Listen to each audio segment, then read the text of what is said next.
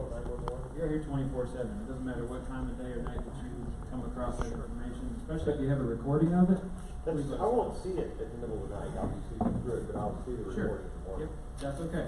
Because chances are you weren't the only one that happened to. It's probably going to happen to a neighbor as well, probably 10 to 20 other people close by. And they may have property stolen where you didn't. So far, we're just down to visits 2 to 3 times a week by deer and foxes and cats. Would that be the non-emergency number? If it's not an active crime, yes, you can call the non-emergency number. If you don't know it or can't look it up, it's okay. Nobody's going to yell at you for. I mean, if you call 911 for a police-related issue, nobody's going to give you a hard time. Good question. I perceive that one of the biggest challenges that we face are scofflaw drivers who are breaking multiple traffic violations, part of their daily life, from speeding to texting to running stop signs and red lights. Is there any active activity at the police department to rein that in? Yeah, so traffic enforcement can come and go depending on the day. When you're relying on patrol numbers to handle business, a lot of that has to do with availability.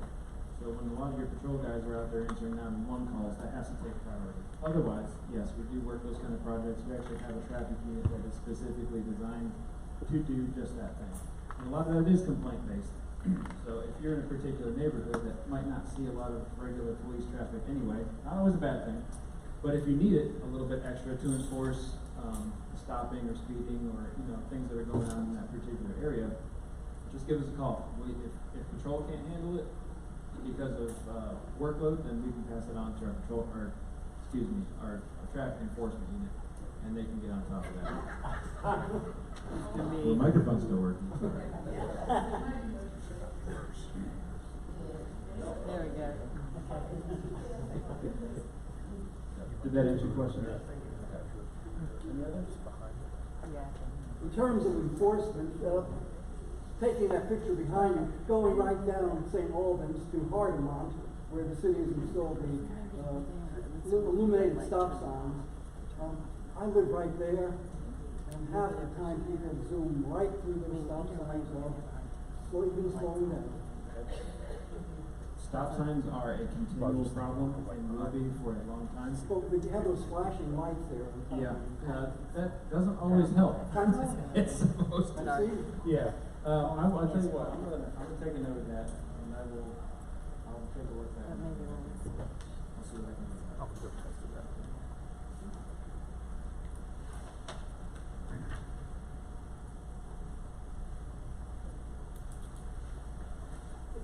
Another sort of traffic enforcement thing.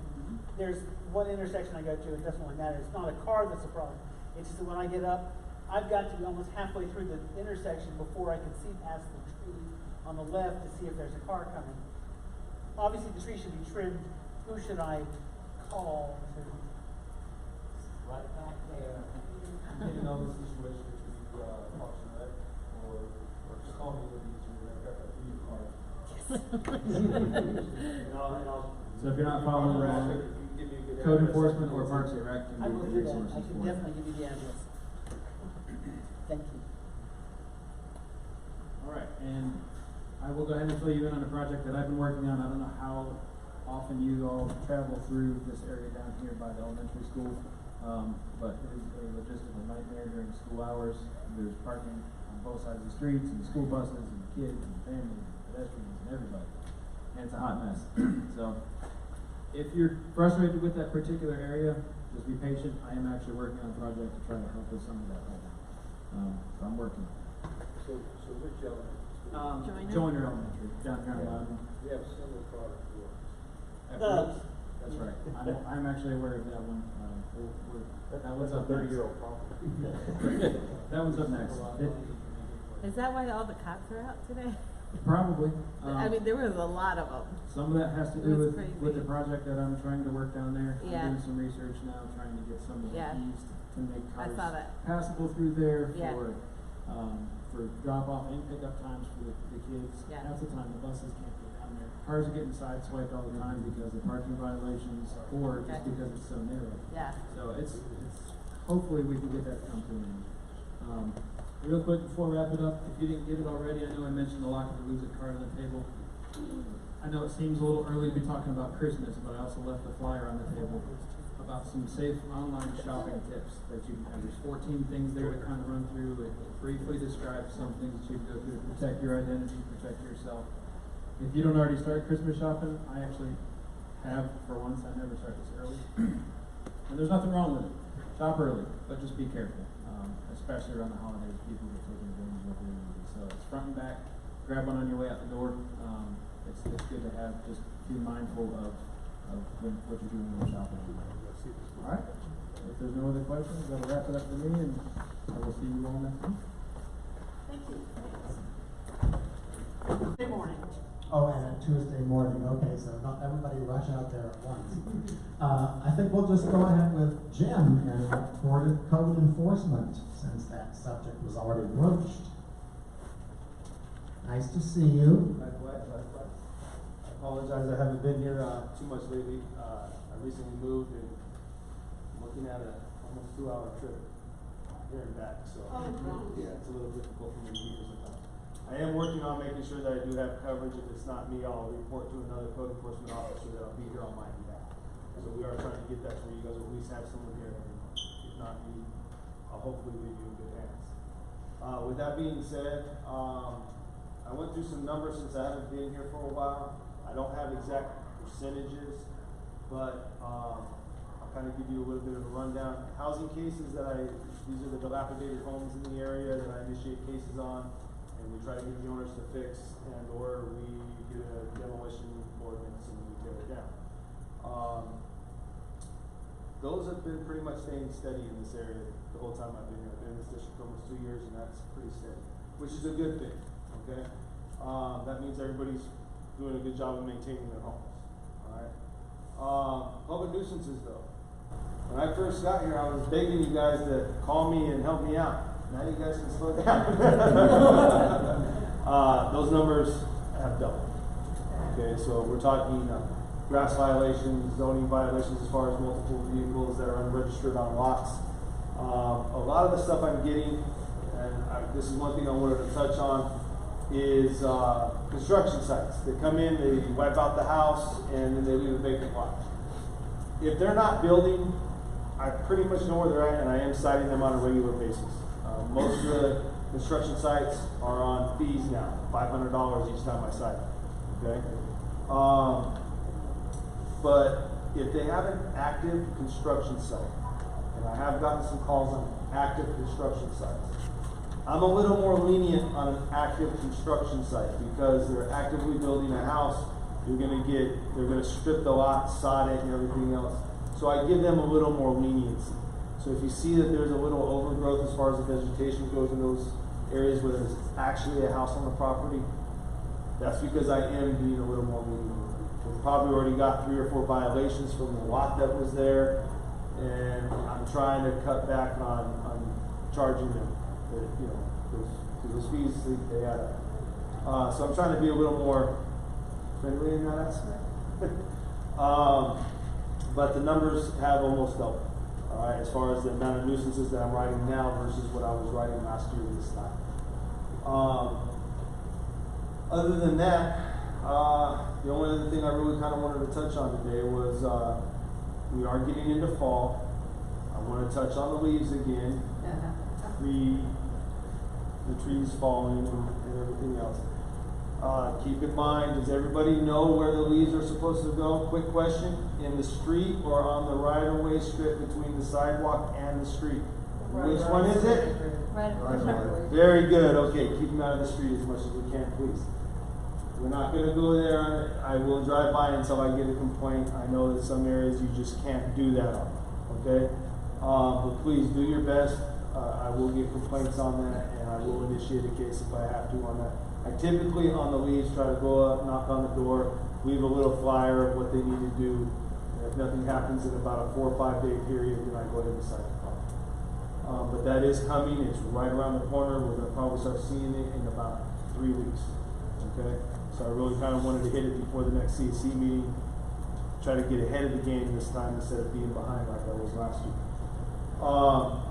The other thing that I had, and this is actually the last thing that I have, I've been getting a lot of complaints anonymous complaints, nobody wants to be known, which is fine, that's not a problem. The problem lies with when I don't know where, I don't have a phone number or anybody to contact, and I have to go into the backyard of somebody's property. What I wanted to touch base on was this.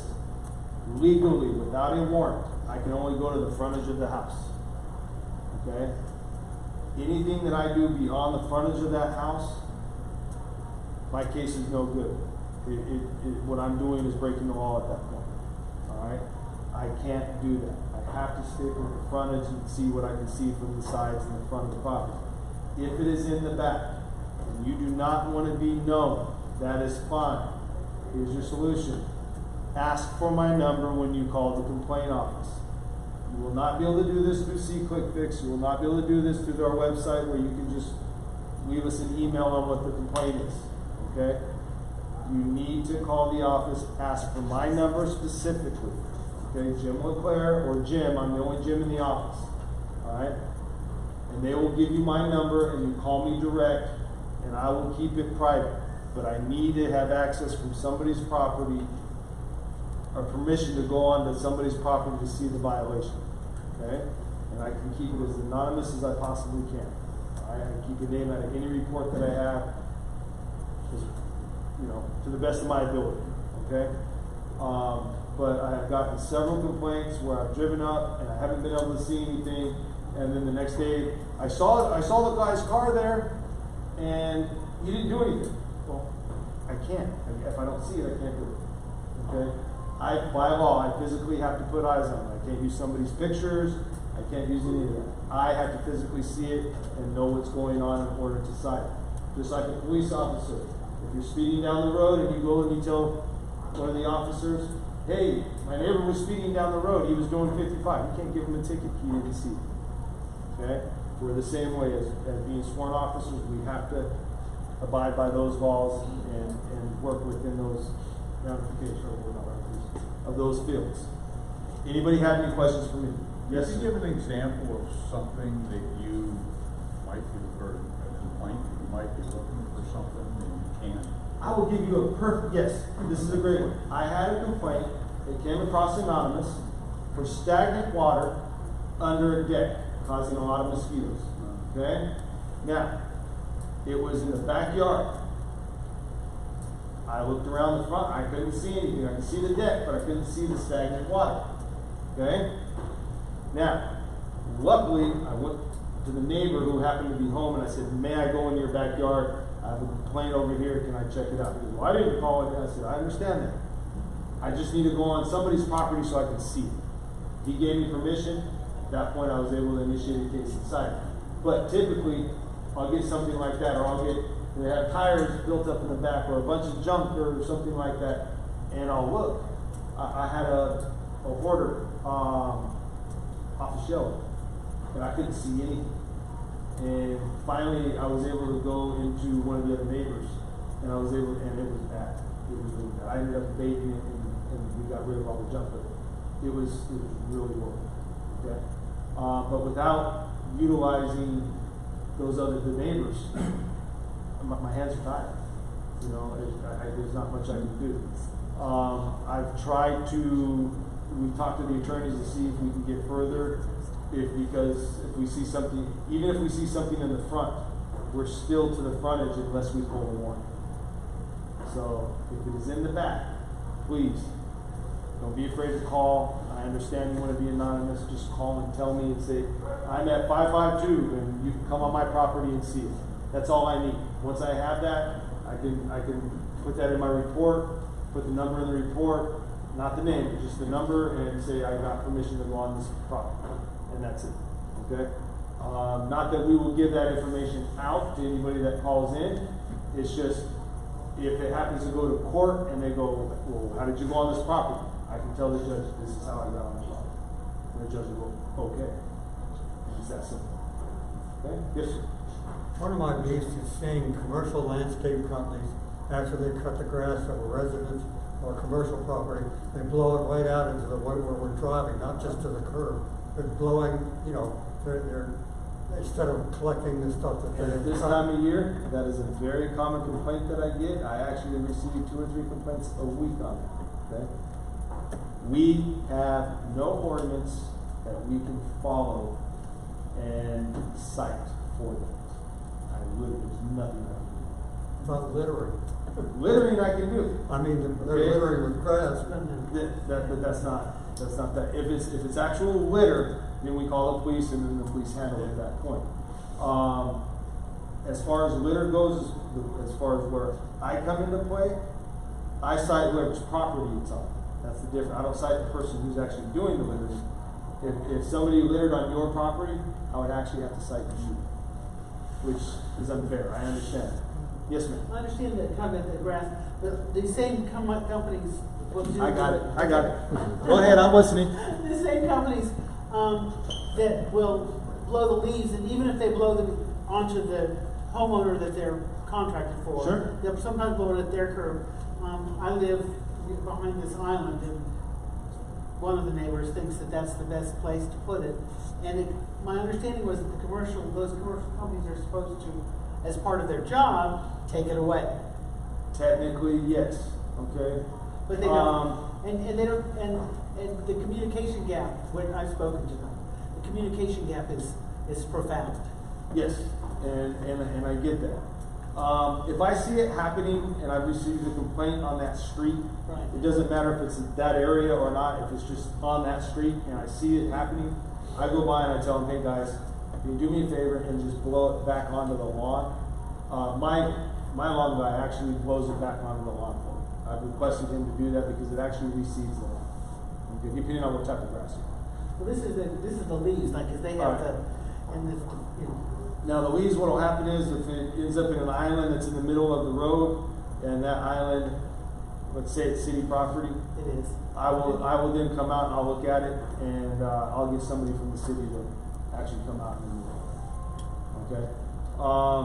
I typically wait until it gets, I don't want to bring them out there for just a little bit. I want to have a good pile before I have them come out and get No, I it. usually go out and fill up my trash cans and take care of them. I hear you. I understand. Unfortunately, there's a lot of gray area when it comes to the lawn maintenance. Right. And you see them on the main roads. You're driving down the main road. I drive down 6. I don't know how many of you drive down 6 Forks, but they're blowing it out there right in the middle of the afternoon, hitting your cars with it and everything. I mean, and there's literally, I have no ordinance that I have no law that I can enforce. I wish I did.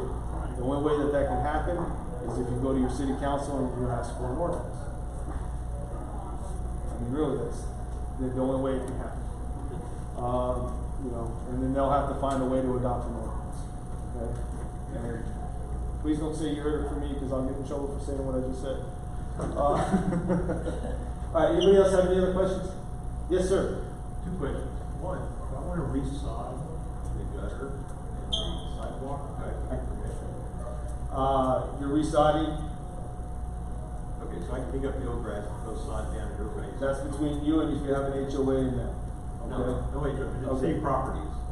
No, all right. Now this is a common mistake that people make. From the curb edge back, the homeowner is responsible for it. No ifs, no ands, no buts about it. The reason I'm asking is if you trim trees in that spot, you get yelled at. I'm getting to that. As far as the grass goes, as far as any shrubs that they planted there, the homeowner is responsible for the maintenance of it. Okay? When it comes to the trees, call me. Do not touch them. Let me get the park, because there's 2 different departments that do. Park and Recs is one of them. Transportation is another one. It just depends on who's covering it who I have to call for. Call me. I'll figure out who it is, and I'll get the trees taken care of. Okay? Because they don't want to. For whatever reason, the city of Raw is very picky about the trees, so they don't want them touched. Are there any restrictions on putting up like a Martin house in your yard, or it has to be on a 20-foot pole?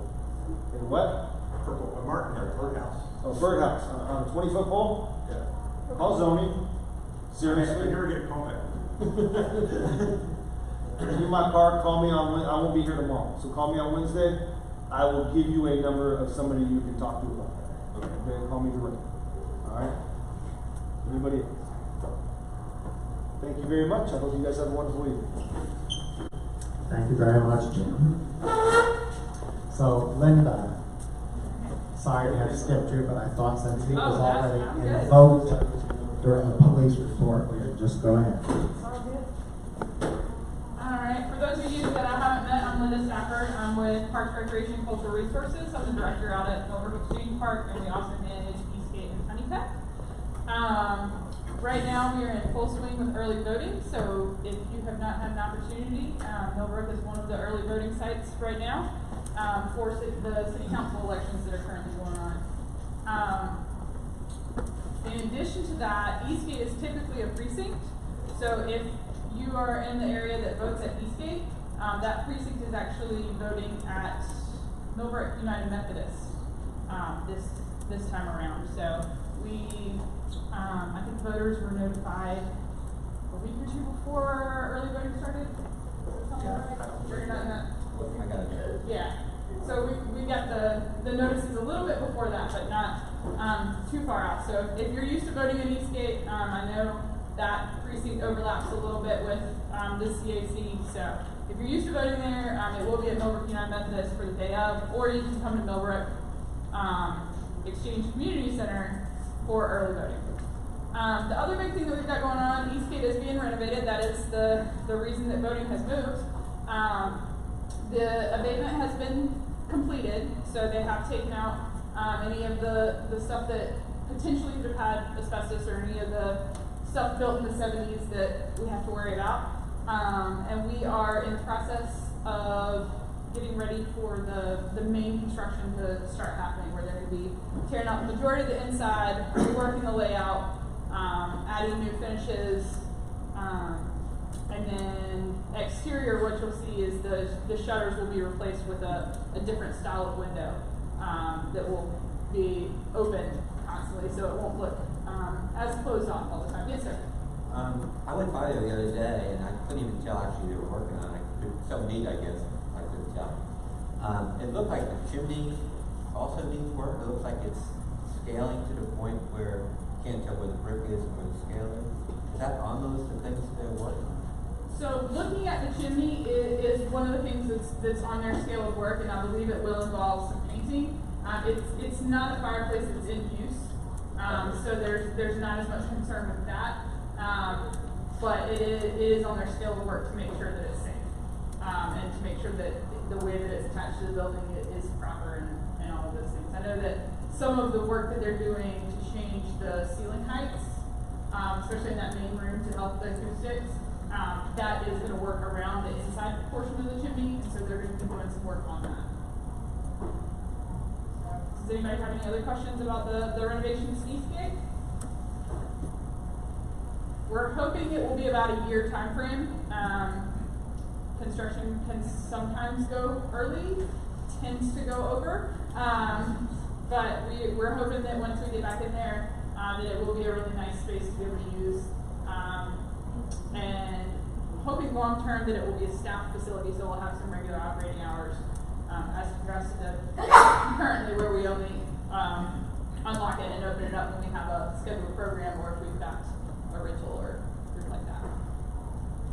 Any other questions? Yes, ma'am. Could you describe what you're doing with the internal space? Because we're not. Yes. So for those of you that have been in Eastgate, the large room, like the main meeting room that's there, the overall layout of that will stay relatively the same. They will be adding an exit door off the back side, so you can exit straight outside from the classroom. We're hoping that will increase the occupancy, so that we would be allowed to have more than 75 people in there. And then they're also going to be putting a storefront on that room, so it will be closed off from the lobby with glass doors going in. That will help with the acoustics, in addition to dropping that really high ceiling in there, so that you don't get as much of the echo that building, as well as the other ones of that same design, have historically struggled with. And then the back half of the building, the bathrooms will stay in the same place, but they're gonna rework the layout a little bit, getting rid of the two-door entrance into it, and rearranging to make sure that at least one of the toilets is an accessible toilet, get us up to ADA standards. And then the kitchen, the little closet, and then all of the storage areas that are currently there, those are all going to be reworked. We're going to get a small office, a small classroom that'll hold probably 10 to 15 people, and then the kitchen will be smaller but more functional, laid out a little bit better.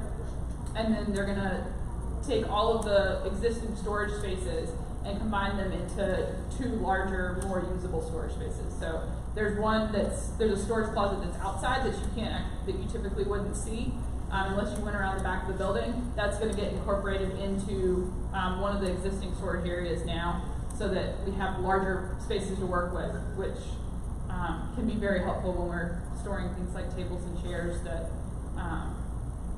kind of get in the way if they're not in a large enough space. So the meeting capacity would still be 75? I believe so. I haven't seen official numbers for that. I did see in a blurb somewhere that they're hoping that the overall building capacity, because they're changing a couple of exit routes, might increase a little bit. But I would expect that it would still be around 75. We wouldn't be adding any space, but they are adding some exits which might affect it. Yes, ma'am. Do you have any idea what the completion date is for Kiwanis? Kiwanis, the last I heard is they're expecting in the next, I think, 2 months. Currently, the staff that is from Lake Lynn,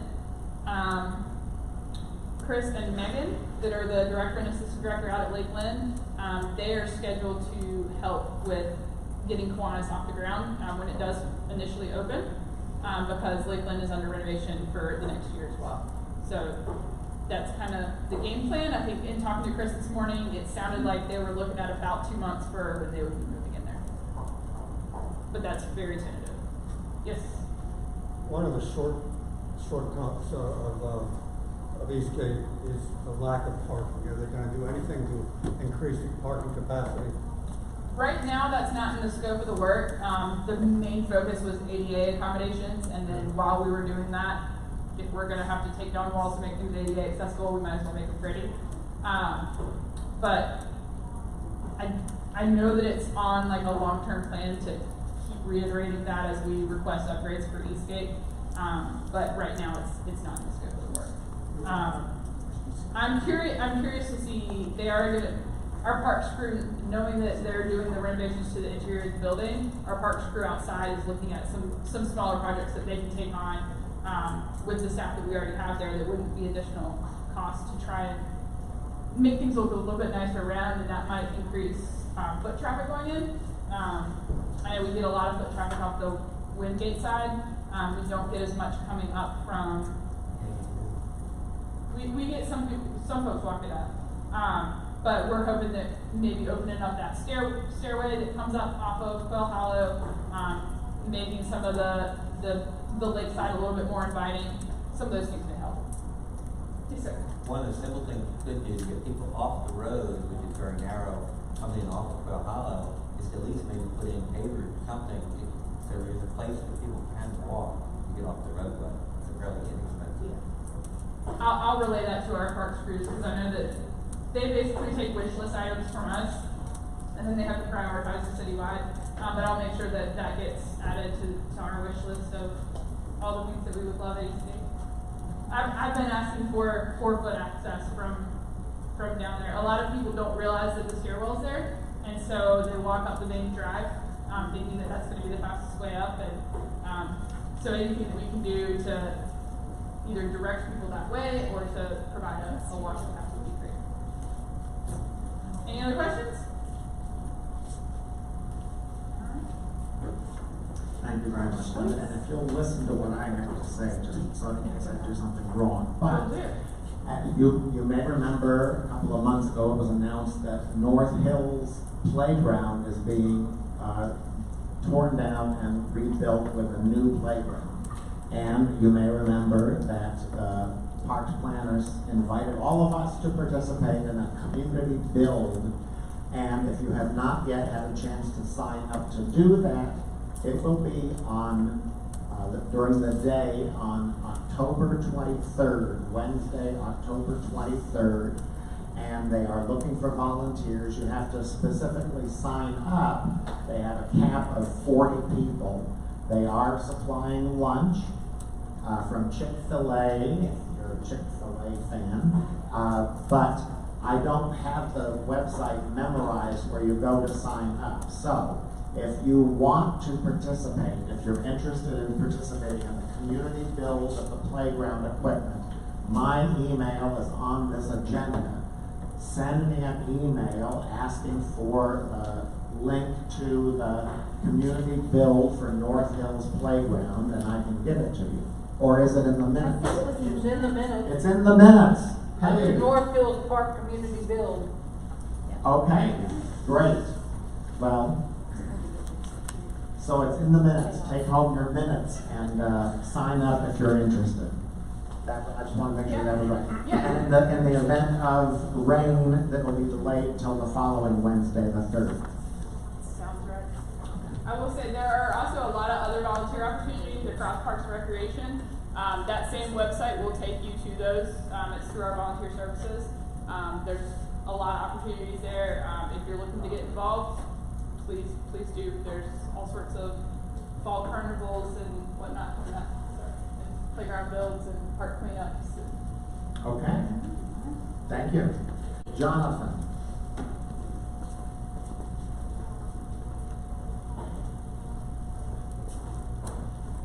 Hey everybody, I'm Jonathan Edwards. I'm with Community Engagement in the City of Raleigh. We had the Raleigh Neighborhood Exchange this past Saturday. Anybody in the room attend? You raise your hand, a couple. That event went really, really well. It was all about arts and creativity. It was over at the Kennedy Center. We have these events every year. It was our 16th annual. So I see a lot of hands that didn't go up. So look into it next year. Most of the time it's in September unless we do a mini exchange a little bit earlier than that. But I'll have information for that for the CAC whenever we set the next date for that program. Also, right now we're in full swing with the neighborhood improvement funds.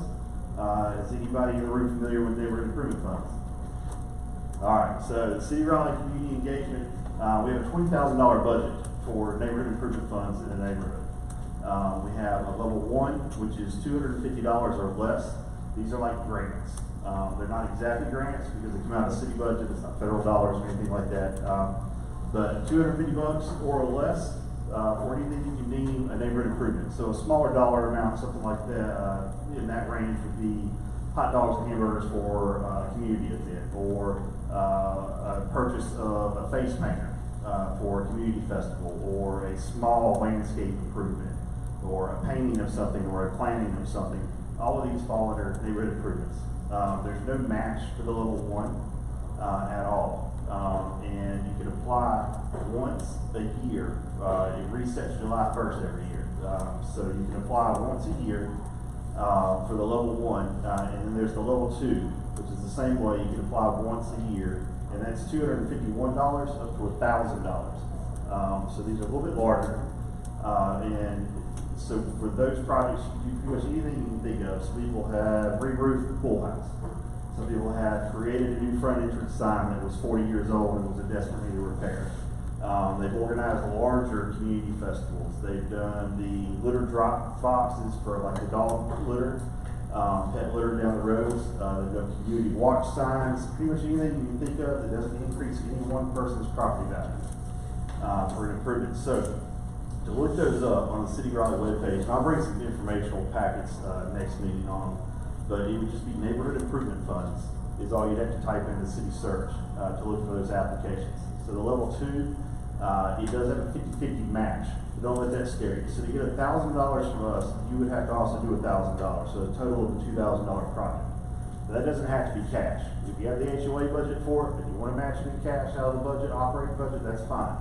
If you're more of a neighborhood association, you don't have an HOA, but you do have a leadership body in the neighborhood, you can match it with time with your labor. So I think it's something around $23.46 an hour per person.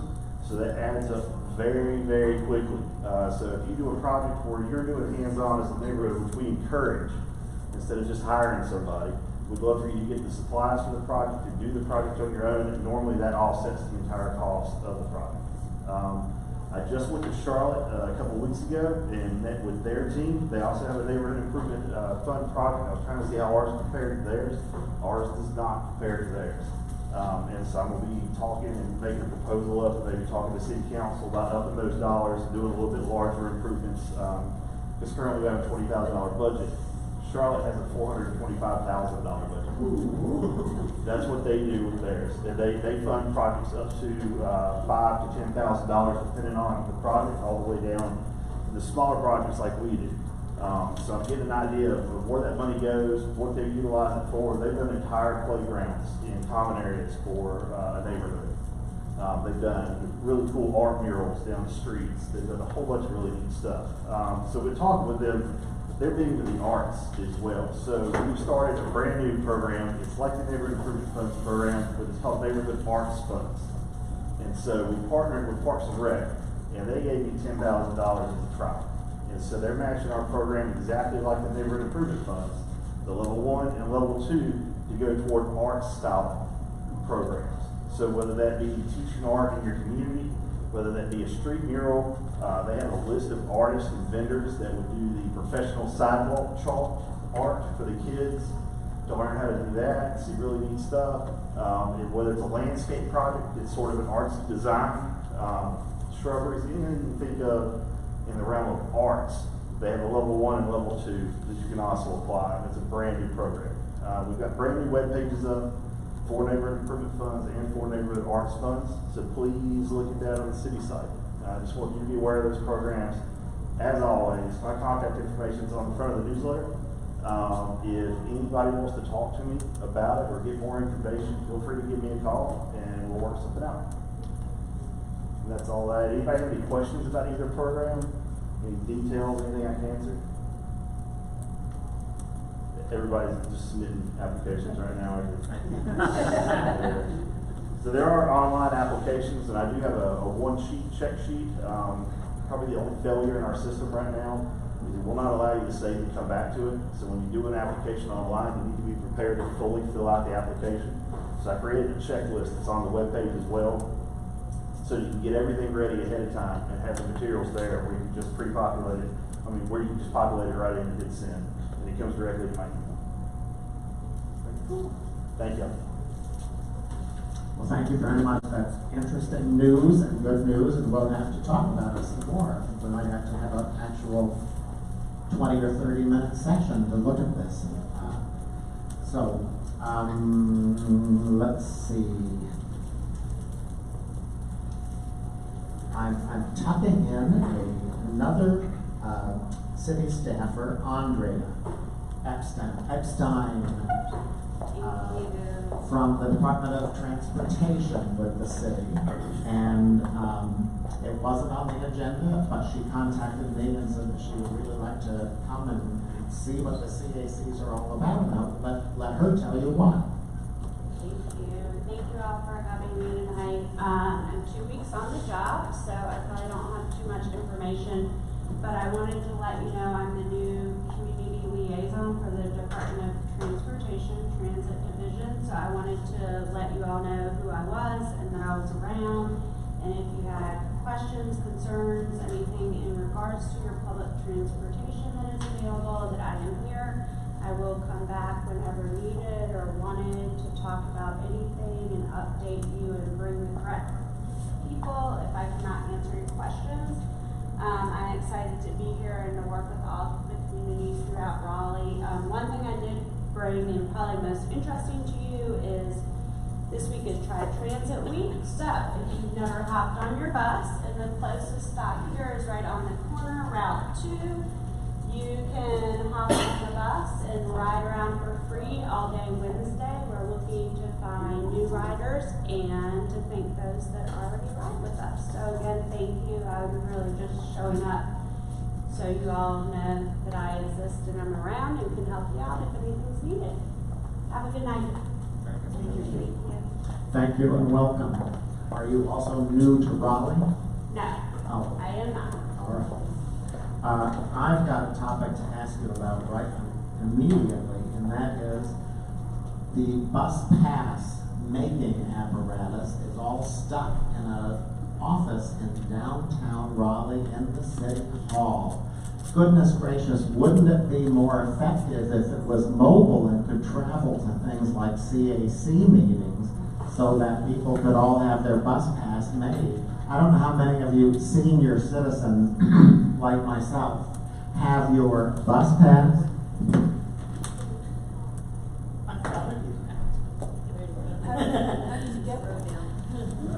It is free for those of us who are on Medicare or older.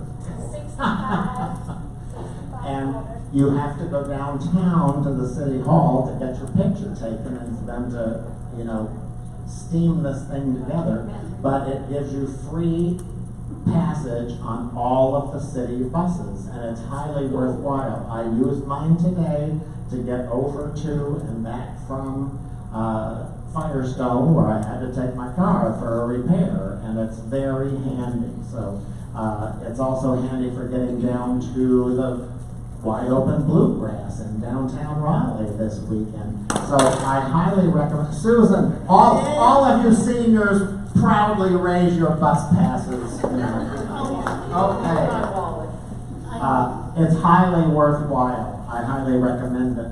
But who's going to get it? You know, you got to go downtown and find a parking place. You can hop on the bus to get it. You can get it at the Go Raleigh station that every stop ends up at. Hop on the bus, get your pass, come back. Okay, but that means you don't have it when you first get on. That would be correct. It will cost you $1.25. I do think you might get more participation putting it on wheels and getting it out to things like the CAC meetings. Yes, so I will discuss I'm going to that. make that very first suggestion. We were out doing youth passes today, so we do have that ability with the youth as we're trying to get them to ride. So I will talk about with those that knows what availability we have in terms of coming out to the public with the senior passes. Okay. Well, I'll send you an email tomorrow. We can talk about. We volunteer to be the first CAC you bring it to. Are you going to bring us some people out that night?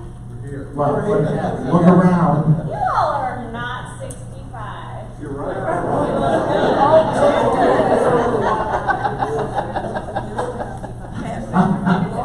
Okay. You can come back anytime you want. All right. Just a couple of new business things. What were they? The meeting next the October meeting. One of our subjects is going to be a gentleman from Public Utilities talking about the water and sewer system. I don't know how extensive a presentation it will be, but it should be covering some of the basics, like the processes they are going through to replace and do preventive maintenance and that kind of thing.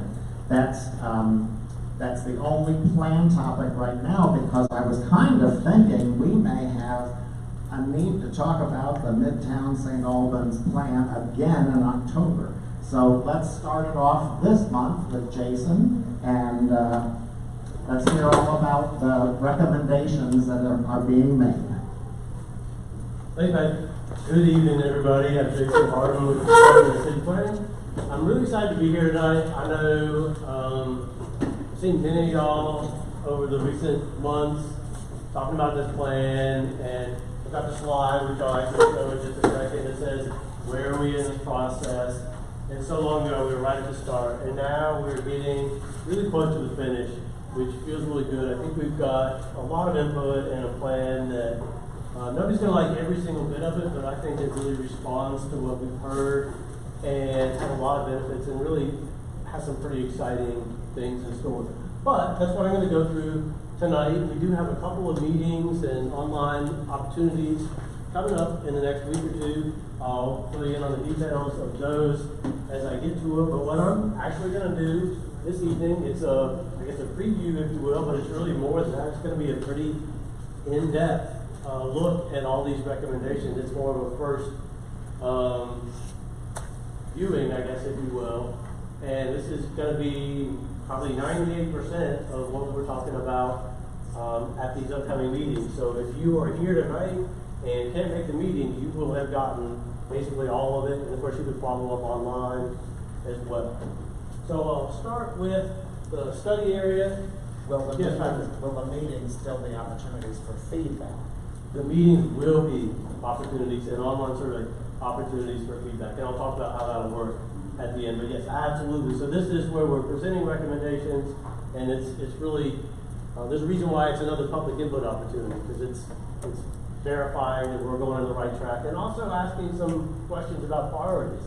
I think everything that's in this, I'd love to go ahead and do it now, but that's not what we can do. Obviously, resources are, there's a lot of resources in Raleigh, but of course they're always finite. So we've got to prioritize what's most important, what's doable, what gets us the biggest benefit for our dollars.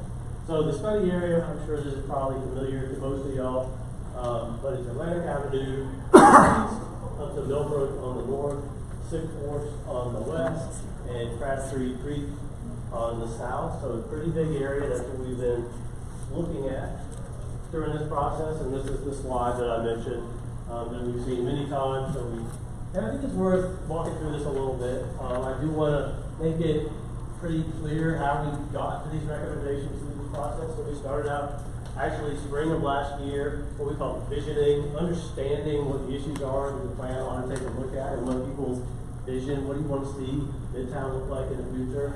A process of understanding those particular issues and opportunities that the plan needed to focus in on. We aired out some options, and many of you I know were at many of these meetings. So the options, that's where we tested a lot of these ideas, these transportation and land use concepts. Basically, we used kind of a would it survive a filibuster rule for determining whether it should go ahead or go into the recycling bin, so to speak, or maybe get adjusted. So not everything made it through there. There were some that got a lot of negatives, and they're not in this anymore, or they got revised pretty heavily. So here we are, implementation in the sense of we want to understand how to turn these ideas into reality. So really focusing, of course, the last check-in on are these right, but also thinking about priorities and what do we want to try to do first. Final recommendations going to council probably early next year. I'm not going to walk through every single one of these, but this is again that story of how we got from there to here. These were the top issues that we heard about very early on. Number one, and a lot of these were important. This is a pretty minor distinction between a lot of these, but big issues: safety for walking. A lot of people would love to be able to walk to more destinations in this Midtown area. The effect of traffic on neighborhood streets has definitely been a key one throughout this process. One of the reasons for starting the study in the first place. North Hills is continuing to grow and evolve, and one of the questions is, what does that look like in terms of transportation broadly, but also in terms of effect on neighborhood streets? So we've got some really specific concepts that address that. Scale of residential neighborhoods in relation to new development. Stormwater is a big one. Housing affordability, park and open space, and several others. So we evolved those into a set of principles. I've shared these before. And by the way, just want to mention this presentation exactly per se is not on the website. It'll be more or less pretty close to what we use at the meetings, but almost all the information that's in here is on the website. And once we open up these public meetings, this coming Saturday is the first, that'll be placed on the website. So all this information there to take a look at, because I know some of this I will go through a little bit quickly. But some big principles. The idea of healthy, safe, and reliable transportation. So that's that concept of safety for people walking. Also improving travel time reliability. Maybe not promising that cars are going to zoom faster, not realistic, not even really desirable, but avoiding some of the worst snarls. Thinking about reliability, more options for travel. A big topic of residential neighborhoods, housing choice, respecting the existing scale of the neighborhoods in the area. That was a big theme. But also ensuring a range of housing options are there for people in various stages in life. A couple more big principles: green and blue, green trees, parks, natural spaces, blue, stormwater, creeks. Midtown has a lot of these, and thinking about how they can create more of an interconnected network, think greenways on a broader scale than what we have right now. Midtown Works is the idea that we've got a lot of spaces in Midtown, a lot of industrial areas along the rail line, and we're seeing less and less demand for some of that space here, a lot of warehouse, light industrial space. So we've got some recommendations for shifting some of that to housing or to office space in the future. And then finally, the idea of beautiful Midtown, that this is something that people feel is important, so thinking of really attractive tree-lined streetscapes, transitions in building heights that are respectful of existing neighborhoods and so on. So, this is where I start with some of the new stuff. And this is what I'm calling 7 big moves. I'm going to illustrate these. But the idea here is, and the plan is going to have a lot of recommendations, but if you understand these 7 big ideas, then you really are going to get the whole plan. So one is a new Beltline crossing. Another one is what we've been calling the Midtown Ring, which is a high quality protected space for people walking or bicycling that connects all the main points in Midtown. A connected street network, so that's the idea. Talked about reliable transportation and providing some different route options to distribute some of the traffic rather than what we have right now where it's all focused on a couple of intersections. Midtown Waterfront District, I'll show you what that looks like in just a minute. Transit, we just talked about transit. Transit is a big part of this plan.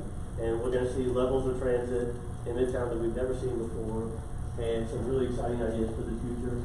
Talked a little bit about housing and employment. There's some, not throughout, it's a huge area. There's only some specific areas where there's some land use recommendations coming out of this. And then finally, green streets. Going back to that concept of concern about traffic speeds on neighborhood streets. So we have some ideas.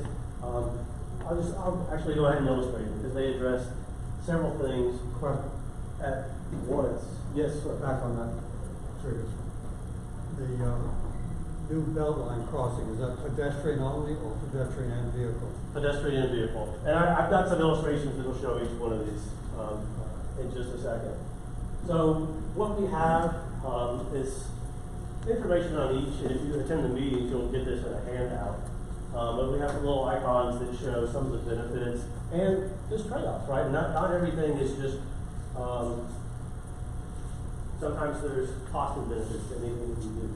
So you may see some icons that show improved comfort, safety, traffic calming, reduced carbon emissions. That's a pretty big theme throughout here. So thinking about climate change, how we can address that at a local level.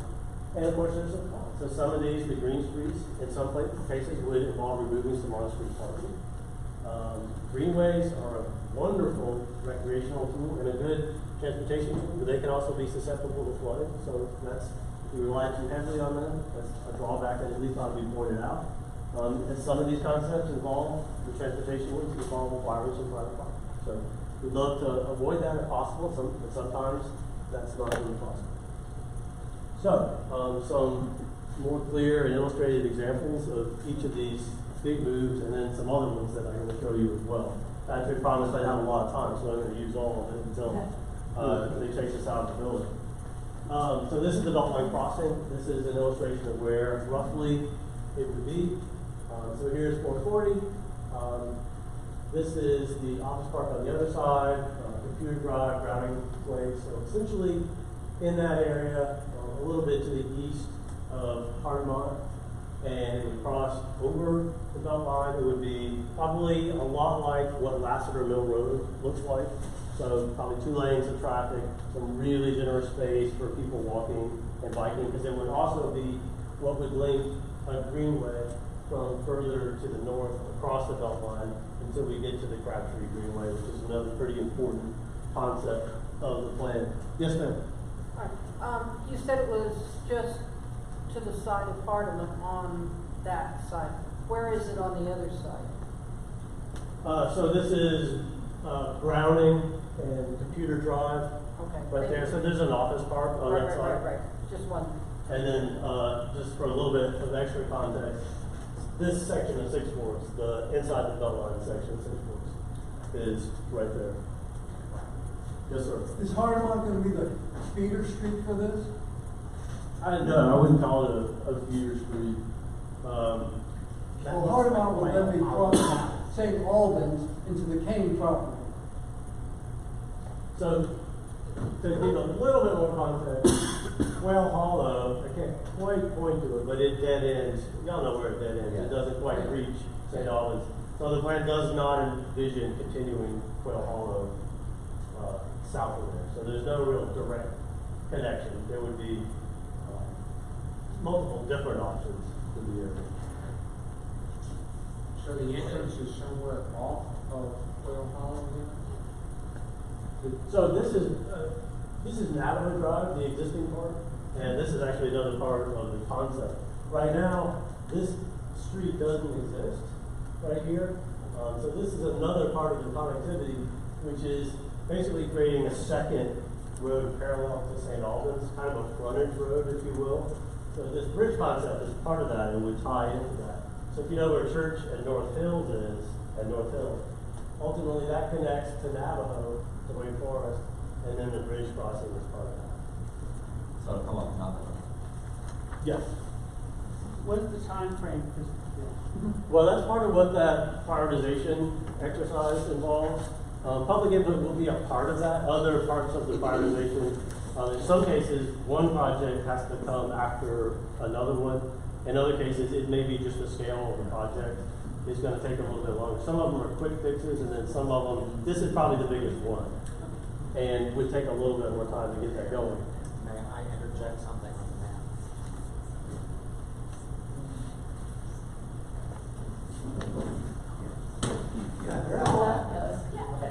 These streets don't exist yet either.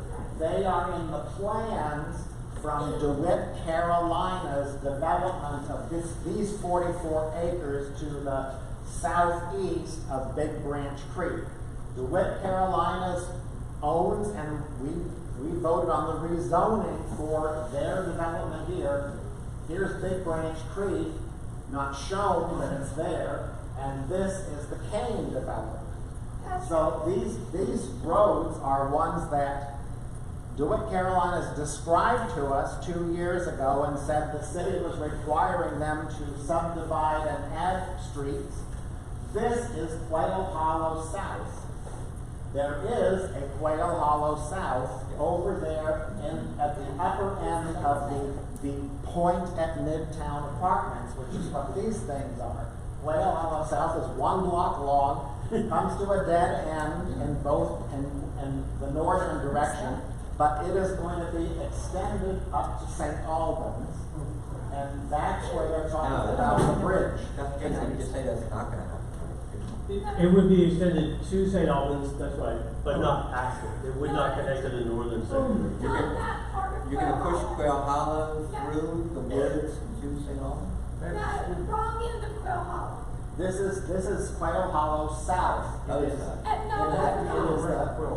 side closest to the belt line. It takes a little bit of imagination. In fact, I'm glad you popped up there and pointed some of that out. Can you show them where the coastal building is? Because that'll clear some things up.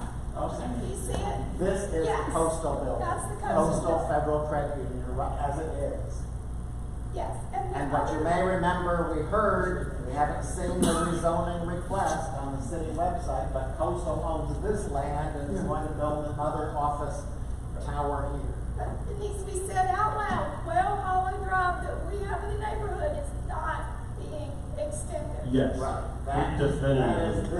this is Quail Hollow Drive in the Quail Hollow neighborhood, and there's no plan in this plan to extend it. But Quail Hollow South does exist. There's a block-long street called Quail Hollow South. I'm glad you asked that and made it clear. In fact, it's when I get to the Green Street slide, it's actually the reverse. There's some concepts that would address traffic speeds and maybe even traffic volume on the northern part of Quail Hollow. Okay. And I appreciate any questions. Sometimes you get so used to looking at maps and streets, and it's helpful if something isn't totally obvious. to have questions about this, and I definitely appreciate that. So this is a second Beltline crossing. This is on the east side of Wake Forest Road. So this is Industrial Drive right here. We connect with Bush. This would be just for a pedestrian bicycle trail. This is the Wake Tech Beltline campus. The new Wegmans is right here. We're seeing a lot of desire for some connections across the Beltline, whereas right now, probably most people, if you want to go there, you're going to get in your car and you're going to drive, even though we're talking about a matter of a couple hundred feet. You would probably drive through Wake Forest, through the intersection to Wegmans. That's not a great outcome. So thinking of a different way to make those connections to some key destinations. Can I ask about these two crossings? Yes. Is the state on board with this? And are the feds at all involved? Or do they have to be because it's an interstate, or do they just delegate it all to the state? Yeah, it would be state, and they're going to be fine with it as long as there's no, we can work with them if there were, but if there aren't any impacts during the construction or to the street itself, they're perfectly willing to work with us on crossings, whether over or under. And are you dependent on any state money? I mean, that's a good question. I mean, we would like to have some dependent, I don't know. So the state transportation budget has taken some hits in the last year, both from recovery from some hurricanes and just generally. Most of these projects are in a scale that I think potentially, we'll see, it's a city council decision, potentially Raleigh could fund on its own. So we've got estimates for the first bridge that we saw, which is the more costly one, in the $15 to $20 million range, which is not nothing, but it is something that the city can potentially take on if the city council feels like it's an important project. Just for comparison, the widening of Six Forks is probably, well, it is twice that, and that's also a city project. I saw another hand this one. Thanks, Jason. Question for you, just on this particular thing, building a bridge is expensive, and I love the idea, but I've also been asking for years, just on the Atlantic Avenue at 440, there's plenty of space underneath that bridge on Atlantic Avenue on the surface to go ahead and put some beautiful infrastructure in. It's just like some clearing of some land and putting in a path, and you're done. It would cost a fraction of this plan. We've asked for years, and then we just keep worrying about parking and cars and making it faster for cars instead of building something we can do something smaller and get it done now. Why don't we just go ahead and meet it with a smaller, cheaper option? Well, that was something that this plan looked at, and in fact, I should point out that right now on Atlantic Avenue, a little bit north of the Beltline, there's a project going down to Wolfpack or Highwoods, looking at rethinking Atlantic Avenue, adding some sidewalks and bicycle lanes where they don't exist, adding a turn lane. It's a tricky part. What would be, and there's some discussion of modifying the scope of that project to get you across the Beltline.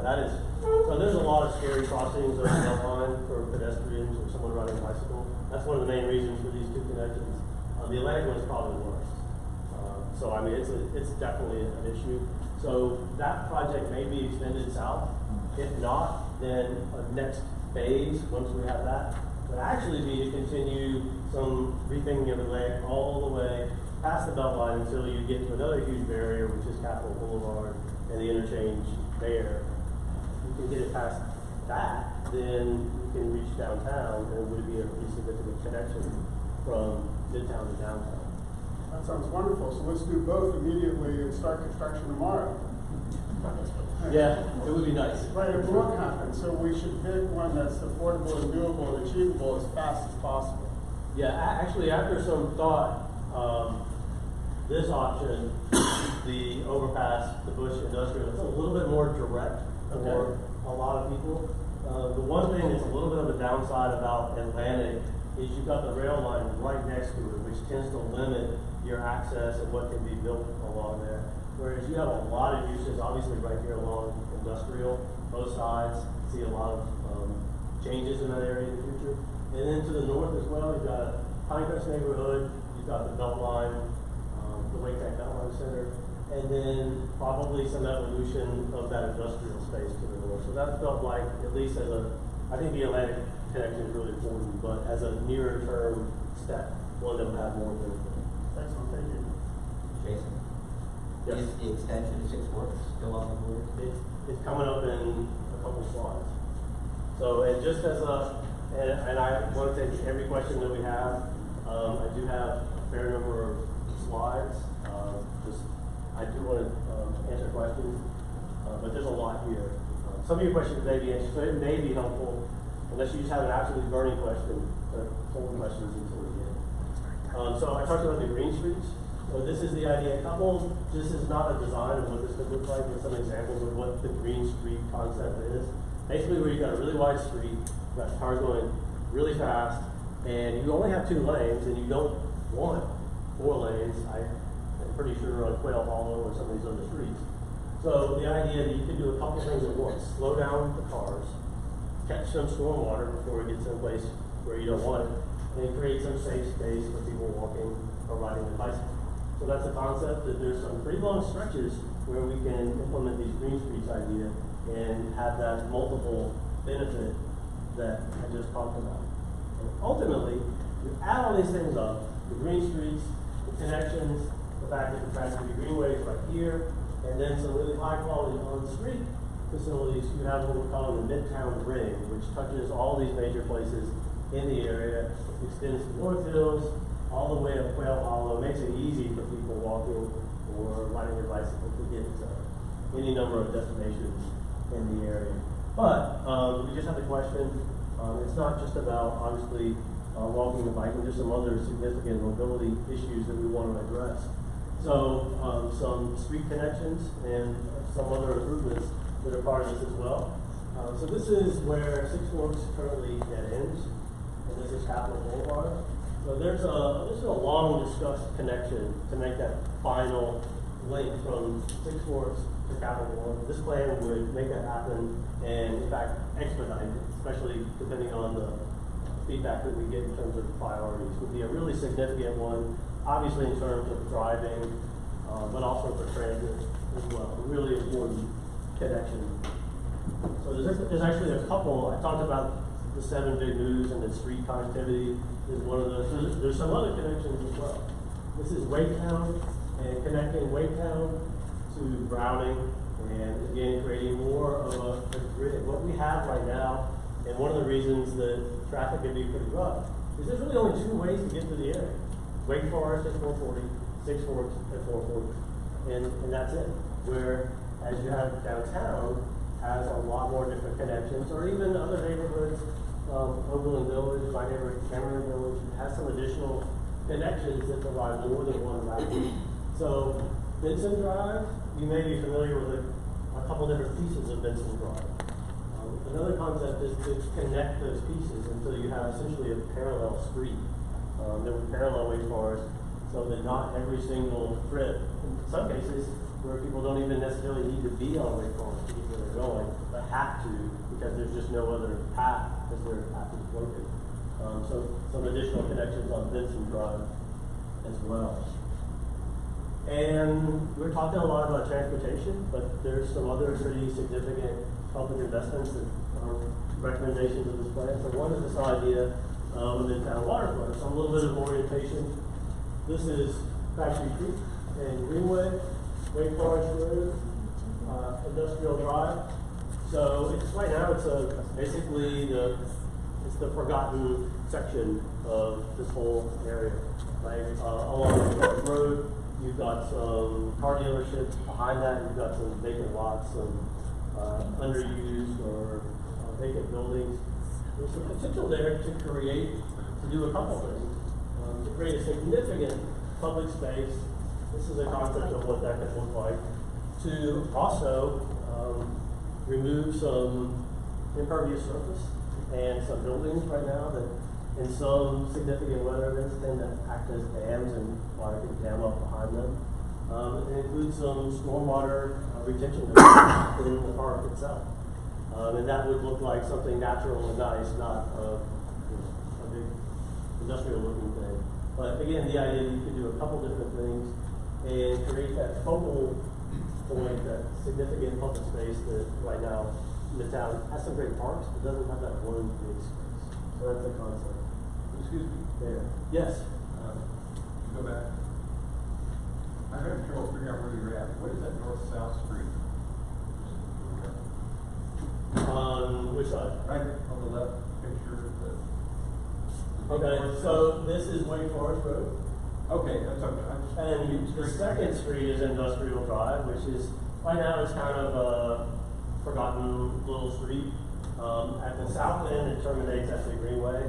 There's actually no real connection, although people have created a little path through private property to get there. On the north end, it stops at the Beltline, and that's where the pedestrian trail would cross over the Beltline, connect up there. The south end would connect to the Greenway. So transit improvements, talked about that being a really big part of future mobility here. So two things, these maps, by the way, will be, some of these are drafts and will be refined by Saturday. But the top one is showing red is where we would have high frequency routes every 15 minutes or less. That's at the point where you really don't have to worry about the schedule because you know it's going to be there shortly. So there's these multiple routes connecting Midtown to NC State, to downtown, and to other parts of the city. The second part is if as transit demand rises. One thing that the city of Raleigh has been working on is what we call bus rapid transit, giving buses their own lanes. Best way of describing it probably is light rail on wheels. And what's being planned right now is a section that would go from downtown Raleigh all the way out Capitol Boulevard to the Triangle Town Center. What can happen in the future, what the plan will recommend is if transit ridership warrants it, making a similar connection, route undetermined, but similar connection to North Hills to handle some of that future capacity. So land use, a big part of this plan is transportation, probably the biggest part, but there are some land use recommendations I want to make sure everybody has a chance to take a look at. There are some that specifically came out of this process, and they're generally tied to areas where there's some changing conditions, so industrial properties where we've seen dropping demand, or where some of these major projects are being recommended, the Beltline crossing, the park, the waterfront park. We also had some ideas coming out of the Six Forks plan that are now going to be recommendations of the Midtown plan after some pretty significant modification. Got a lot of feedback on that. I'm going to walk through them individually. There's not that many because again, it's a big land area. Most everything would stay the same in residential neighborhoods. But these are a couple of key what we call focus areas. So this is along Wake Forest where it becomes Falls of News, where old Wake Forest splits off. This is another map that will be improved in the final round. I wasn't really thrilled with how this came out, and I think it's a little bit hard to read, quite frankly. So look for something a lot cleaner on Saturday and on the online service. But what this is showing, the purple, you'll see this on the next one as well, that's where our long-range plan recommends industrial. And we're just, again, we're seeing a drop in demand for that. A lot of it is going further outside the city, but we're seeing rising demand for what we call, well, office or residential spaces. So generally speaking, this would permit more office or residential instead of industrial. And it does get specific about height limits. So you see in some cases 5 to 7. 7 would be the maximum. And then you'll see it in other places too, stepping down to 3 stories anytime it gets next to something that's low density residential. So the next one is pretty similar. This is also on the east side of the area. This is east of Wake Forest. It's where there's an industrial area, Bush and St. Albans, basically along the rail line that parallels Atlantic. So that northern end where it's more next to some residential areas, shifting that from industrial in the future to residential. And again, being specific about some of the height. 5 and then 4 and then 3 closer to the residential areas. So just a couple more of these to go through. So this is showing, it doesn't show the bridge, it should, but this is where that new 440 bridge crossing would take place. So you can see Six Forks here is what separates the blue from the yellow residential area. So looking at 20 stories next to the belt line, and that's immediately across the belt line from where there are existing 20-story buildings in North Hills, and then scaling them pretty quickly from 20 to 7 to 12, and then to just 3 right there along 6 floors with some pretty heavily landscaped frontage. And then Crabtree, the Midtown waterfront park area. The change here is there is a lot of retail out in this area already. It's just about to come online in the next week or so. Change here is for the rest of the area, as it redevelops, think more about residential or other uses rather than retail. Have more of a balance as opposed to everybody from a large area coming here, driving here for the retail, have a little bit more of a mixed use area in the future. And also be more specific about height. So 12 stories in the core of it, but then step down pretty quickly to 5, to 4, and to 3, and so on. And then just a couple more housing or land use recommendations. This is the idea of what we call missing middle, which is something in between, say, a 4-story apartment building and a detached house. So it could be a duplex or a triplex, a small 3 or 4 unit apartment. That type of housing. So there's 2 areas specifically where we've got a major street and still a lot of detached houses along the street. So one is Millbrook Road, the other is Atlantic Avenue. And over time, often, not in every case here, but often you see a real drop in demand for that kind of use along a busy street. So allowing the property owners to change the use of the property, but it's in the middle. It's not a huge apartment complex. Again, it's something pretty neighborhood scale. So the areas outlined in green are the 2 areas where that's being, it's right along the street where that's being recommended. And then 6 Forks. So I don't want to really separate 6 Forks from Midtown anymore. This process now really owns these recommendations. But I know one of the reasons why we did talk a lot about these 6 Forks recommendations is there was a lot of feedback during that process, and we went out and asked again in May, got a lot more feedback, and have made some changes since then, which I suspected we would do. It was pretty clear, but I did want to get the feedback first. So if you can look at the top image, and north is going to the left there, so that's 6 Forks. On the right is 440 and North Hills, and then going to the left, you're going out to Millbrook. So you can see where North Hills is, that had previously been recommended all for 20 stories, and we got a huge number of red dots on a map that indicated people did not like that, didn't leave any sort of transition between that potential height and the residential areas there. So what this has been revised to, and actually there's been some, I think we talked about this at the last meeting, there are some development plans that are pretty close to the opinions of those, pretty actually close to what this recommends. It steps down from 12 to really 4 along that street. We also heard, this was the other thing where there were a huge number of red dots.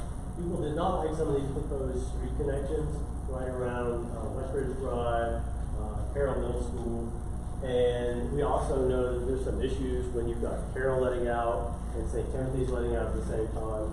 So that has been referred in this plan to a future study to take a look at both of those school traffic and how they work together and what kind of changes, if any, need to be made to Rowan and what kind of future connections, if any, ought to be made so they will not be part of this plan. Yes? Up here in North Hills, where you have the 20-story buildings, that appears that they would have to tear down the majority of what they recently built in North Hills and go to high density. Because that purple is all over most of the existing North Hills. The 20 part? Yeah.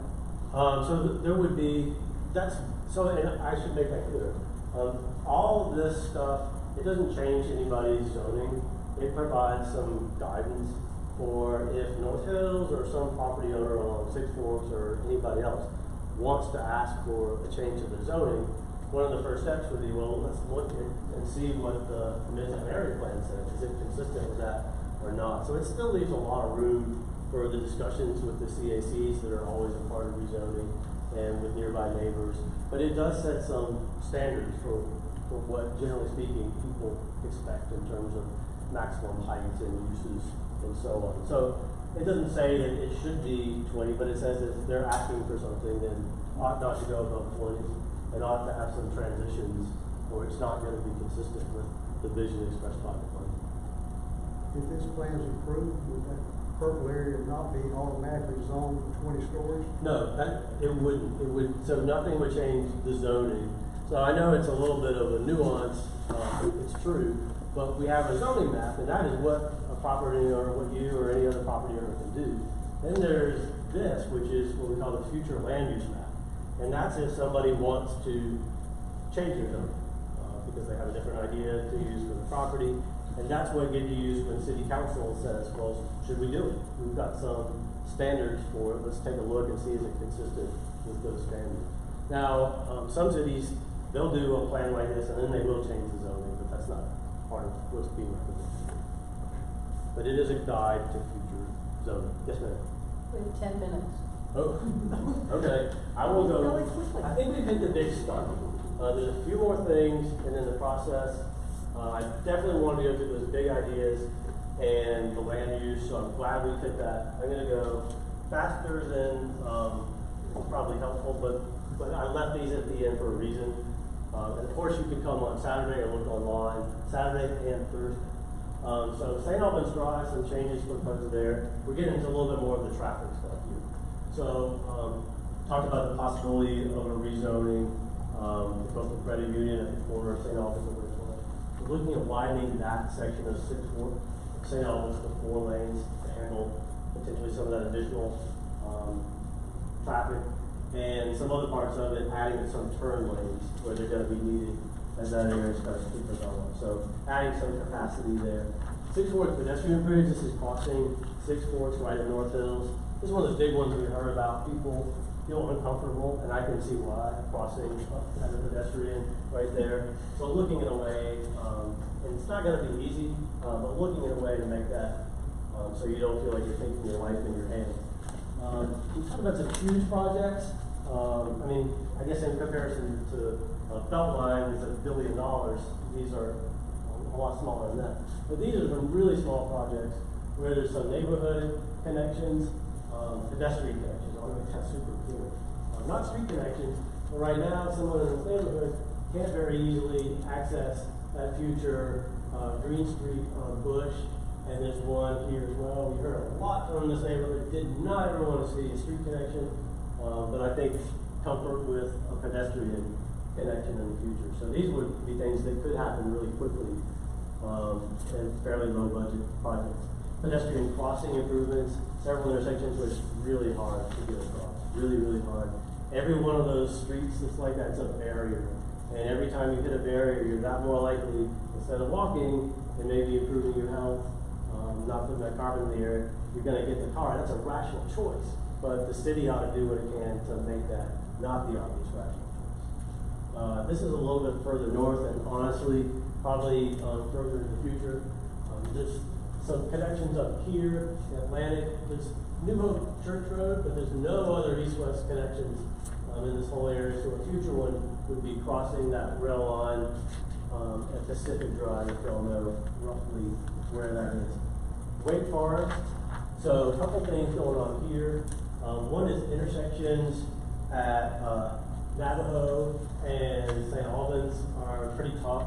And again, this is one that's responding more to increased traffic demand in the area. Both the hospital is growing and adding some space. That's a pretty key one. We want to make sure that they have really good access, emergency or otherwise.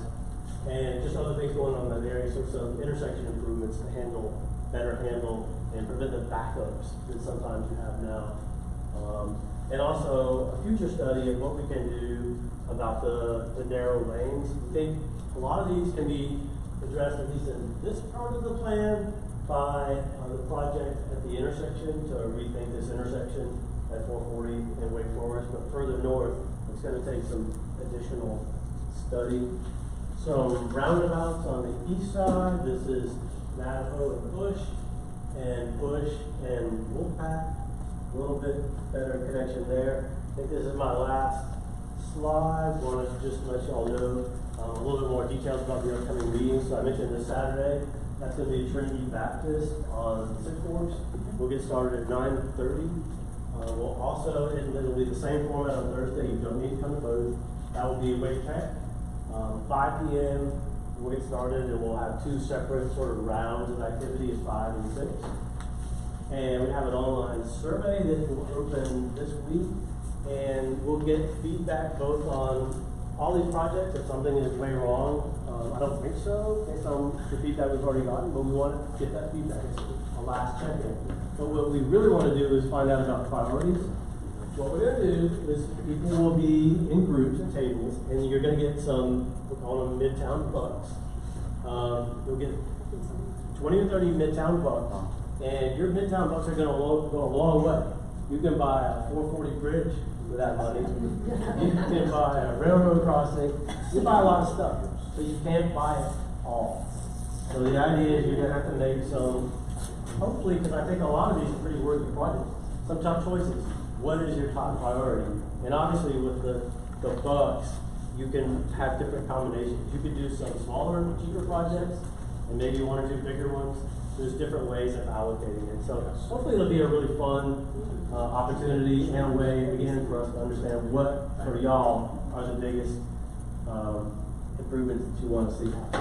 So last steps, we'll get that input, make any revisions we need to, set priorities, final report, deliver it to council, and then hopefully start actually doing some of these projects in the coming years. That's what I have. Would love to take questions this time. Will you come back for our October meeting? I will be Plan glad. on being the main event again. I would be glad to. I would be glad to. How long will the survey be up? Probably 2-3 weeks starting Friday. Oh, thank you all very much. I really hope you can come out Saturday and Thursday or take part online. And I look forward to seeing y'all there if you make it or Please get to one of those two meetings. I assume the consultants will be present there. And so, you know, there's that kind of interaction, that kind of depth. As Jason said, there may be some tweaks to the maps and things. So please get to one of those two meetings, and then please come back for our October 28th meeting. We'll have a little segment on public utilities, and we'll be talking more about Midtown St. Albans plan in depth again. Thank you, Jason. That slide back up. Slide back up and have the two meetings. Yes.